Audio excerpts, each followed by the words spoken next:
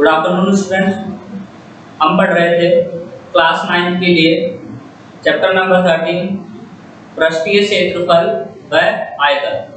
तो पृष्ठीय क्षेत्रफल व आयतन में हम अभी कर रहे थे एक्सरसाइज 13.3 में हम जो पढ़ रहे थे 13.3 में हम पढ़ रहे थे गोला। ठीक है, 13.3 में हम क्या पढ़ रहे थे? गोला पढ़ रहे थे। ये 13.3 में नहीं, हम 13.4 पढ़ रहे हैं। ठीक है, कल हमने 13.4 स्टार्ट कर दी थी। 13.4 में हम पढ़ रहे थे स्फीयर या गोला। ठीक है, तो हमने स्फीयर या गोले में हमने इसके फॉर्मूले देख लिए थे कि गोला है एक पूरा गोला, एक आधा गोला। ठीक है, दो तरीके के गोले थे हमारे पास। एक गोला था हमारे पास जिसमें हमने देखा फॉर्मूला गोले का वक्र पृष्ठीय क्षेत्रफल, जो हमारे पास फॉर्मूला था 4 पाई r स्क्वायर। इसके बाद हमने पढ़ा अर्धगोले का वक्र पृष्ठीय क्षेत्रफल। अगर गोले का पूरे गोले का क्षेत्रफल है 4 पाई r स्क्वायर और अर्धगोले की बात करें तो 4 पाई r स्क्वायर का आधा हो जाएगा, तो कितना हो जाएगा? 2 पाई r स्क्वायर। इसके बाद हमने पढ़ा था अर्धगोले का कुल पृष्ठीय क्षेत्रफल। तो कुल पृष्ठीय क्षेत्रफल का फॉर्मूला बताया था मैंने आपको कि 3 पाई r स्क्वायर होता है। इसके अलावा हमने इससे रिलेटेड सवाल भी किए थे, 3 से 4 सवाल हमने कल किए थे। उसके बाद आज हम पढ़ेंगे एक्सरसाइज 13.4 के जो बाकी सवाल रह गए हैं वो सवाल करेंगे। ठीक है, तो हमारे पास है क्वेश्चन नंबर अभी 5। 4 तक हमने कल सवाल कर दिए थे एक्सरसाइज 13.4 के। अब पांचवा सवाल देखिए क्या दिया गया है। पांचवा सवाल आपको दिया गया है कि एक पीतल की एक कटोरी टाइप में है। पीतल की एक गोलाकार कटोरी है। उस कटोरी का जो आंतरिक व्यास है, क्या दिया है? एक गोलाकार कटोरी है।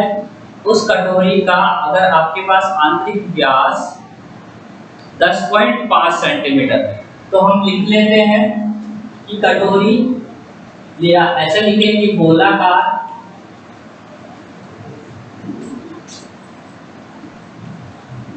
कटोरी का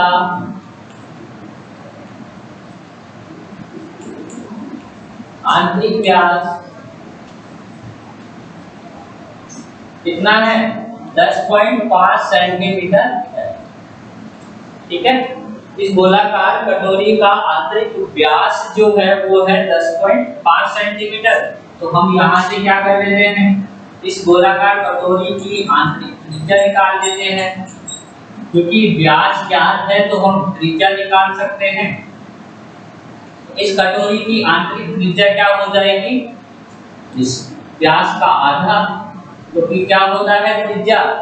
त्रिज्या होती है किसी भी व्यास को, अगर व्यास में अगर आप 2 का भाग दे देते हैं तो किसी भी व्यास से आप त्रिज्या निकाल सकते हैं अगर उसमें 2 का भाग लगा देते हैं तो। इसके बाद देखिए फिर आपसे बोला है कि 16 रुपए प्रति 100 सेंटीमीटर स्क्वायर की दर से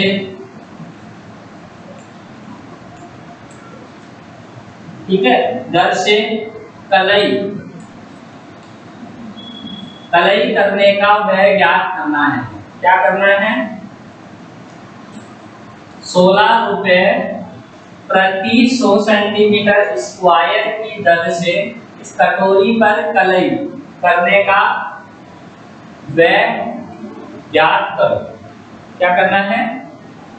ये जो बड़ी सी कटोरी नुमा गोलाकार है, इस कटोरी पर 16 रुपए प्रति 100 सेंटीमीटर स्क्वायर।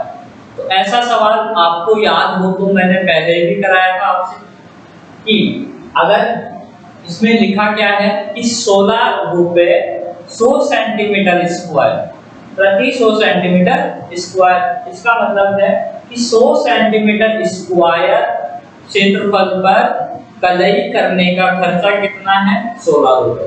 इसका मतलब अगर आपके पास 100 सेंटीमीटर स्क्वायर क्षेत्रफल है तो उतने 100 सेंटीमीटर पर कलई करने का खर्चा कितना दिया जा रहा है? 16 रुपए।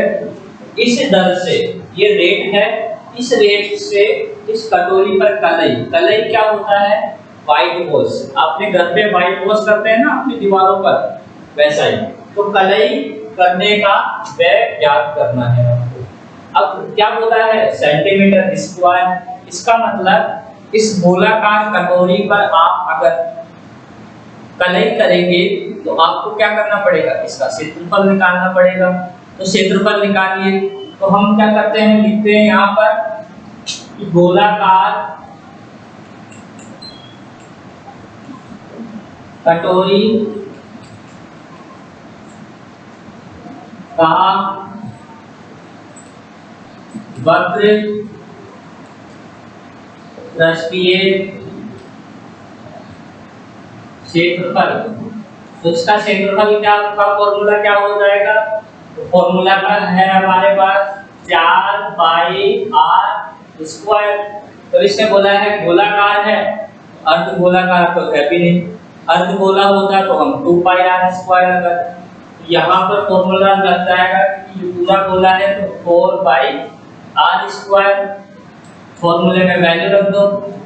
तो 4 पाई का मतलब 22/7 आर स्क्वायर। आर स्क्वायर मतलब 10.5/2। आर का मतलब त्रिज्या, 10.5/2 का स्क्वायर तो 10.5/2 गुना 10.5/2। ठीक है, स्क्वायर है, इसका मतलब 10.5/2 दो बार गुना हो जाएगा। आपको समझ में आ गया होगा कि मैंने यहाँ 2 का बार क्यों नहीं किया। तो इस वाले 2 से ये वाला 4 2 बार कटा, इस 2 से फिर से ये वाला 2 कट गया। ठीक है, अब इसके अलावा देखिए पॉइंट मैंने यहाँ से हटाया, एक पॉइंट हटाया तो नीचे क्या आ जाएगा? गुना में क्या आ जाएगा? 10। ठीक है, इसके अलावा एक पॉइंट और हटाया तो 1 0 और बढ़ जाएगा। तो देखो पॉइंट के बाद एक संख्या है तो 10, पॉइंट के बाद यहाँ पर एक संख्या और है तो फिर से 10, तो क्या आ जाएगा? 100। ठीक है, इसके बाद देखो इस वाले 7 से ये 105 कितनी बार कट रहा है? 15 बार कट रहा है। ठीक है, और देखिए आप यहाँ पर देखो इस 15 में और इस 100 में 5 का भाग जा रहा है तो फिर से काट दीजिए। 15 से 5 कटा 3 बार, ये 100 कटा हमारे पास 20 बार। ठीक है, फिर इसमें फिर से 5 का भाग जा रहा है, 105 में और 20 में फिर से 5 का भाग जा रहा है। 105 हमारा 5 से कटा तो 21 बार, क्योंकि 21 पंजे 100 होता है। ठीक है, इसके अलावा ये वाला 20 कटा 5 से 4 बार। ठीक है, और कट रहा है, और क्या क्या कट रहा है देखो, इस 4 से ये 2 से कटा 2 बार और इस 22 से ये 11 बार कट गया 2 से। इस 4 में हमने 4 को काटा हमने 2 बार और 22 को काटा हमने 2 से 11 बार। अब जो बच रहे हैं उन सभी को आप लिख लीजिए। तो हमारे पास बच रहा है यहाँ पर, इधर से बचा ऊपर से 11 और 3 और 21, तो 11 गुणा 3 गुणा 21। नीचे बटे में क्या बच रहा है? 7 कट गया, 2 भी कट गया, इधर से सब कट गए, केवल 2। अब आप क्या करेंगे? इसको गुणा करके लिख लो क्या आता है। गुणा करके लिखिए क्या आता है।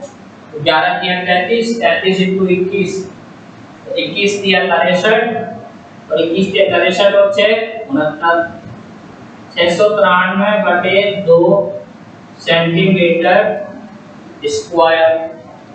कितना क्षेत्रफल आया? ऊपर हमने गुणा किया तो 693, नीचे बटे में 2 है, इतना सेंटीमीटर स्क्वायर क्षेत्रफल आ गया। अब इसके बाद देखिए आप क्या करेंगे, यहाँ बता रहा हूँ यहाँ वाली जगह पे बता रहा हूँ। अब हमको क्या निकालना है कि इस कटोरी पर कलई कराने का व्यय ज्ञात करना है, खर्चा निकालना है। तो देखिए हमें दे रखा है कि 100 सेंटीमीटर स्क्वायर क्षेत्रफल पर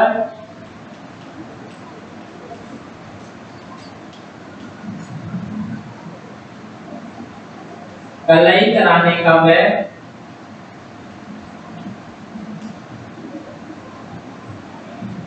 कितना है, 16 रुपए। ठीक है, 100 सेंटीमीटर स्क्वायर क्षेत्रफल पर देखो हमें कितना दिया था, 16 रुपए प्रति 100 सेंटीमीटर स्क्वायर। तो 100 सेंटीमीटर स्क्वायर क्षेत्रफल पर कलई कराने का व्यय कितना है, 16 रुपए। तो यहां से हम निकाल सकते हैं कि 1 सेंटीमीटर स्क्वायर क्षेत्रफल पर कलई कराने का व्यय बराबर 16/100। ठीक है, 16/100।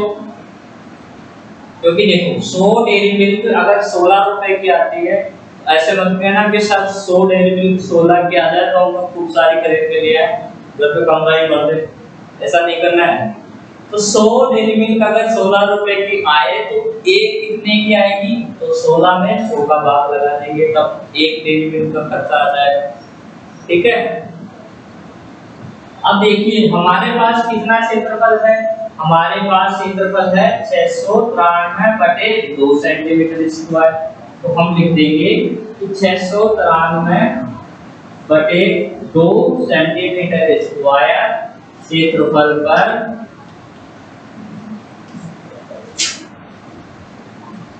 कलई कराने का व्यय, कलई कराने का व्यय कितना आ जाएगा, तो हम लिख देंगे कि 693/2 गुना 100/100, सॉरी 16/100, 16/100 को गुना कर दो 693/2 से। ठीक है, अब देखो जो कट रहा है उससे काटो। ठीक है, तो 2 से 16 कट रहा है हमारा 8 बार। अब आप इसको गुना कर दो और 100 का भाग लगा दोगे तो खर्चा आ जाएगा आपके पास। तो 8 या 24 गुना करके लिख देते हैं, 8 या 24, 8 नाम 72 और 2 74 का 4 8 से 4 7, 8 से 48 और 7, 48 और 7 कितना हो जाएगा, 55, 5544/100 और 100 का भाग लगाओगे तो कितना आ जाएगा, कितना आ जाएगा, तो देखिए हमारे पास क्षेत्रफल आ जाएगा 55.44 रुपए। कितना खर्चा लग जाएगा, 55 रुपए 44 पैसे। देखो 100 का भाग लगाना है तो 2 अंकों के बाद पॉइंट, क्योंकि नीचे कितने जीरो है, 2 जीरो है, तो 2 जीरो भी 2 अंकों के बाद पॉइंट लग जाएगा, तो 55.44 रुपए आ जाएगा।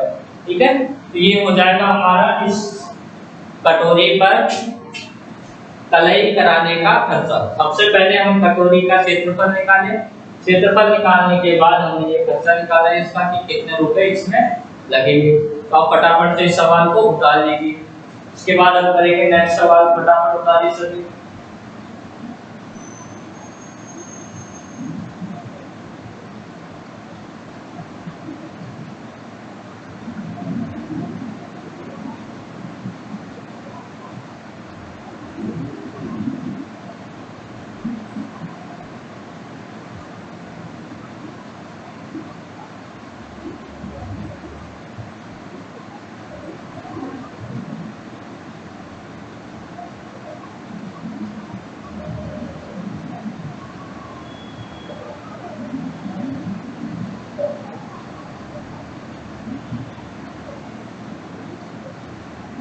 तालियों का आई थिंक सभी ने आपने। अब देखिए अगला सवाल,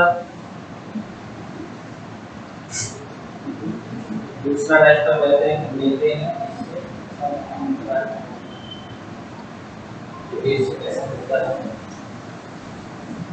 ये भी कोई दिक्कत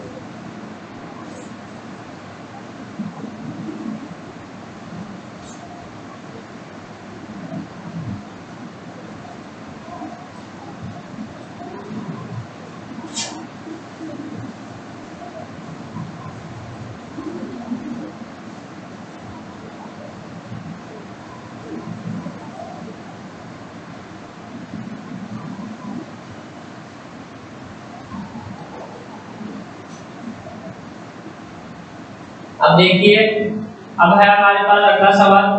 अगले सवाल में हमें दिया है कि क्वेश्चन नंबर जो 6 है उसमें दिया है हमें कि एक गोले की त्रिज्या ज्ञात कीजिए जिसका क्षेत्रफल 154 सेंटीमीटर स्क्वायर हो। क्या बोला है कि अगर एक गोले का क्षेत्रफल कितना दिया है 154 सेंटीमीटर स्क्वायर, ठीक है। फिर बोला है कि गोले की त्रिज्या ज्ञात करो। तो आपको पता है अगर गोले का क्षेत्रफल आपको दिया है, आप गोले के क्षेत्रफल का सूत्र लिख सकते हैं। तो गोले के क्षेत्रफल का सूत्र क्या होता है, तो हमें पता है 4 पाई आर स्क्वायर बराबर कितना है 154 दे रखा है। भाई ये क्षेत्रफल हो गया, ये किसके बराबर है 154 के बराबर है। सारे मान रख दो, तो 4 को रख दिया, पाई रखा 22/7 और आर स्क्वायर बराबर 154, ठीक है। अब क्या हो जाएगा, 22 को आप 4 से गुणा कर लो, 88/7 गुणा आर स्क्वायर बराबर 154। आपको चाहिए केवल आर स्क्वायर, इसको रख लो इधर बराबर, बाकी सबको लेकर आ जाओ इधर। मतलब ये 88/7 है, इसको हम बराबर के इस साइड लेकर आएंगे। 154 7 देखो यहाँ बटे में है, बराबर के इधर आएगा तो ऊपर आ जाएगा गुणा में, क्योंकि इधर कोई बटे में होती है संख्या और बराबर के जब हम उसको इधर लेकर आते हैं तो क्या हो जाएगा, वो गुणा में आ जाएगी। और यहाँ देखो ये ऊपर 88 गुणा में है, तो ये इस साइड आएगा तो बटे में आ गया, ठीक है। अब कट रहा है, इसको काट लो। तो देखो 88 22 से कट रहा है 4 बार में, ठीक है। 88 22 से कितने बार में कट रहा है, 4 बार में कट रहा है। और 154 हमारा कट रहा है 7 बार में। 22 से 154 को काटते हैं तो 7 बार में कट रहा है, और 22 से 88 को काटते हैं तो 4 बार में कट रहा है, ठीक है। अब लिख लो, हमारे पास आ गया आर स्क्वायर बराबर 7 × 7 49/4। आर स्क्वायर बराबर 49/4 है, हमें निकालना है आर का मान। आर बराबर क्या हो गया, अंडर रूट में 49/7। और आपको पता है 49 का अंडर रूट निकालते हैं तो कितना आता है, तो 7 आता है। 7 सॉरी अंडर रूट 49/7 नहीं, ये 4 है। कितना है 4, ये है 4। 49/4 है ना, देखो तो 4। 49 का अंडर रूट किया तो 7, तो 4 का अंडर रूट किया तो 2। आर बराबर क्या आ गया, आर बराबर आ गया 7/2 मतलब 3.5 सेंटीमीटर। तो त्रिज्या कितनी आ गई, त्रिज्या आ गई हमारी 3.5 सेंटीमीटर आ गई त्रिज्या। फटाफट से उतारिए सवाल।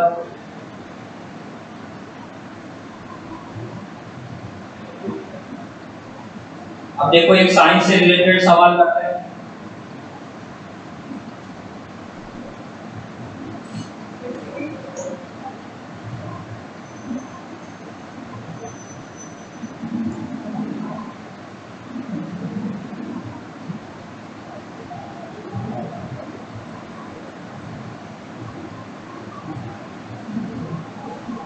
मिटा दो, क्वेश्चन नंबर 7 करेंगे अब हम फटाफट से, देखिए जल्दी।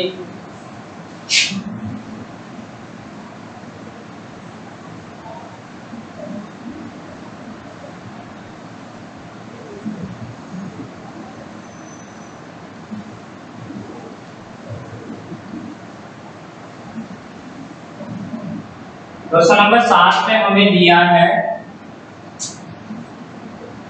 क्वेश्चन नंबर 7 हमें दिया है कि अगर चंद्रमा जो है, क्या दो चीज होती है, एक पृथ्वी और एक चंद्रमा, साइंस में पढ़ा होगा अच्छे से, सौरमंडल वाला, कि पृथ्वी का उपग्रह क्या है, चंद्रमा। तो क्या सवाल दिया है कि यदि चंद्रमा का जो व्यास है, क्या दिया है, चंद्रमा का व्यास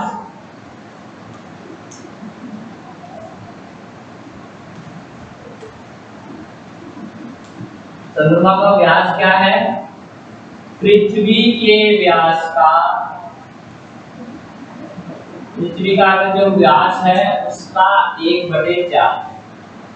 ठीक है, बोला है हमें क्वेश्चन नंबर 7 में कि यदि चंद्रमा का व्यास पृथ्वी का जो व्यास है उसका 1/4 है, मतलब 1/4 का मतलब उसका, पृथ्वी के व्यास में अगर आप 4 का भाग दे देंगे तो आपके पास क्या आ जाएगा, चंद्रमा का व्यास आ जाएगा।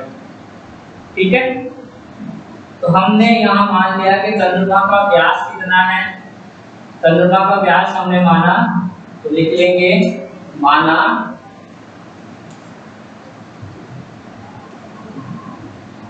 चंद्रमा का व्यास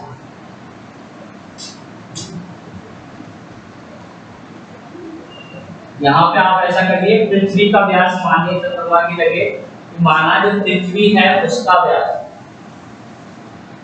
माना पृथ्वी का व्यास,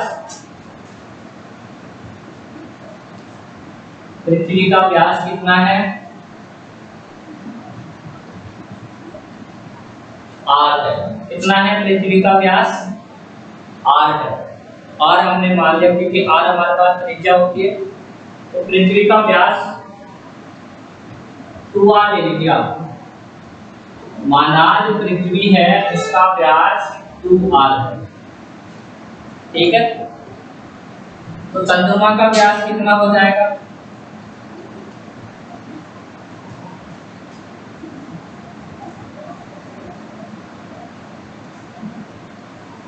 अगर पृथ्वी का व्यास 2r है तो चंद्रमा का व्यास कितना हो जाएगा, तो हमें सवाल में दिया है कि चंद्रमा का व्यास है वो पृथ्वी के व्यास में 4 का भाग लगाने पर आएगा, तो पृथ्वी के व्यास में 4 का भाग लगाने पर चंद्रमा का व्यास आ जाएगा।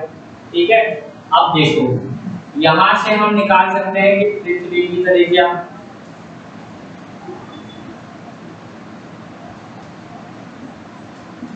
पृथ्वी की त्रिज्या कितनी हो जाएगी, तो पृथ्वी का व्यास 2r है, तो त्रिज्या कितनी हो जाएगी, आधी हो जाएगी। ऑब्वियसली बात है कि व्यास का आधा क्या होता है, त्रिज्या। तो पृथ्वी का व्यास 2r है, तो पृथ्वी की त्रिज्या कितनी हो जाएगी, व्यास का आधा, तो 2r का आधा 1r बचेगा। ठीक है, अब देखो जब चंद्रमा का व्यास ये है तो हम चंद्रमा की त्रिज्या भी निकाल लें। चंद्रमा की त्रिज्या निकालो,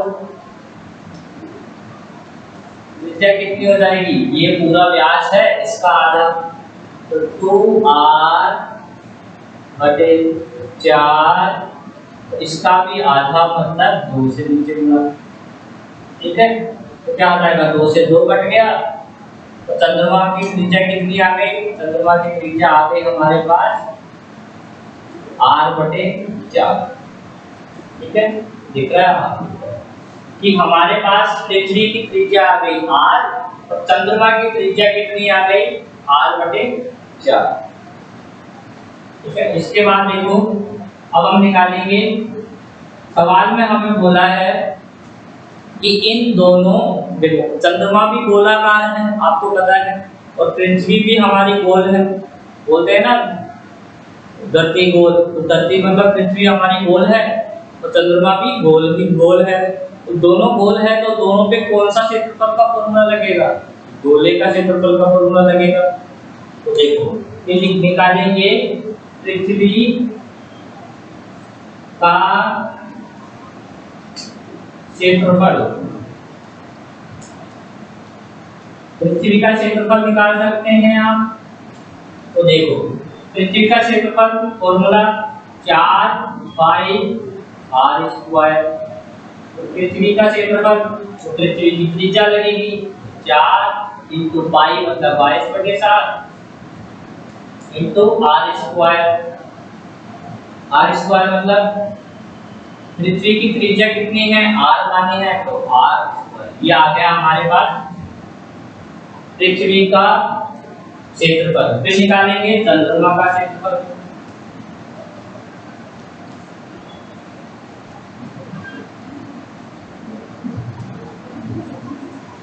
चंद्रमा का क्षेत्रफल निकालेंगे तो वही फॉर्मूला 4 पाई आर स्क्वायर। 4 पाई का मान 22/7, आर का मान, अब चंद्रमा के क्षेत्रफल हम निकाल रहे हैं चंद्रमा का, तो यहाँ पे आर भी किसके रखेंगे, चंद्रमा की त्रिज्या। आर स्क्वायर में आर का मान, चंद्रमा की त्रिज्या कितनी है, r/4। इस आर की जगह हमने लिख दिया r/4 इसका स्क्वायर। यहाँ त्रिज्या का स्क्वायर, तो ये त्रिज्या है r/4, तो इसका भी स्क्वायर। ठीक है, इसको सॉल्व किया तो क्या आ जाएगा, यहाँ पर आ जाएगा हमारे पास 4 गुना 22/7 गुना आर स्क्वायर बटे 16। देखो आर का स्क्वायर किया तो आर स्क्वायर, 4 का स्क्वायर किया तो 16। ठीक है, तो आर स्क्वायर बटे 16 ये चंद्रमा का क्षेत्रफल। अब हमसे पूछा है कि पृथ्वी का क्षेत्रफल बटे चंद्रमा का क्षेत्रफल, मतलब पृथ्वी के क्षेत्रफल और चंद्रमा के क्षेत्रफलों क्षेत्रफलों का अनुपात पूछा है। इसका मतलब हमसे पूछा गया है कि पृथ्वी का क्षेत्रफल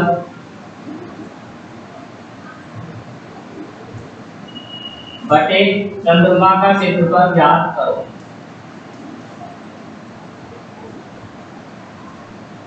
अभी हमने निकाला है पृथ्वी का क्षेत्रफल, तो ये रहा 4 × 22/7 आर स्क्वायर।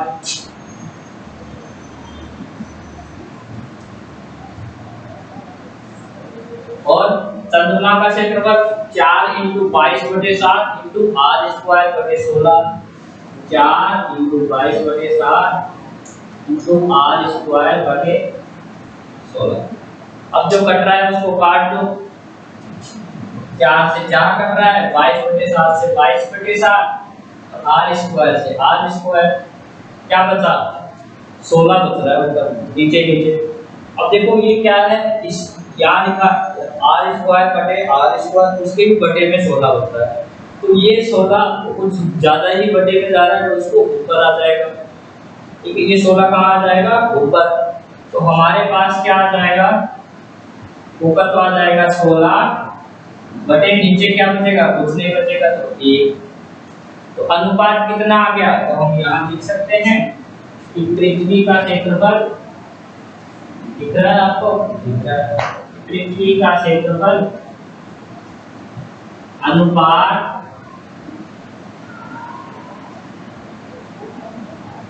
चंद्रमा का क्षेत्रफल कितना आ गया, पृथ्वी का क्षेत्रफल 16 अनुपात 1। कितना से अनुपात आ गया, 16 अनुपात 1। यह हो गया आपका आंसर।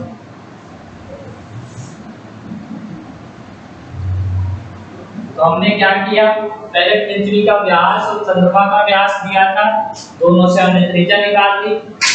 ठीक है, दोनों से त्रिज्या निकालने के बाद इसमें हमारे पास आ गया चंद्रमा का व्यास और पृथ्वी की व्यास, दोनों की त्रिज्या आ गई। फिर हमने दोनों का क्षेत्रफल निकाला, तो पृथ्वी का क्षेत्रफल निकाला और चंद्रमा का क्षेत्रफल निकाला। दोनों के क्षेत्रफल हमने अलग अलग निकाल लिए, यहाँ गए। फिर हमें पूछा था कि पृथ्वी का क्षेत्रफल अनुपात चंद्रमा का क्षेत्रफल, इसका मतलब दोनों को बटे में निकालना था, पृथ्वी बटे चंद्रमा। तो पृथ्वी का क्षेत्रफल हमने लिख दिया, फिर बटे में चंद्रमा का क्षेत्रफल लिख दिया। उससे हमारे पास क्या सॉल्यूशन आया, 16/1। इसलिए हमारा अनुपात क्या आ गया, पृथ्वी का क्षेत्रफल अनुपात चंद्रमा का क्षेत्रफल बराबर 16/1। ठीक है, तो अब इसके बाद हम पढ़ेंगे अब नेक्स्ट वाले वीडियो में। तब तक के लिए पहले फटाफट सवाल उतारो आप, और फिर हमारे जो बाकी सवाल रह गए हैं वो अब पढ़ेंगे हम कल। तब तक के लिए थैंक यू। जल्दी उतारिए सभी।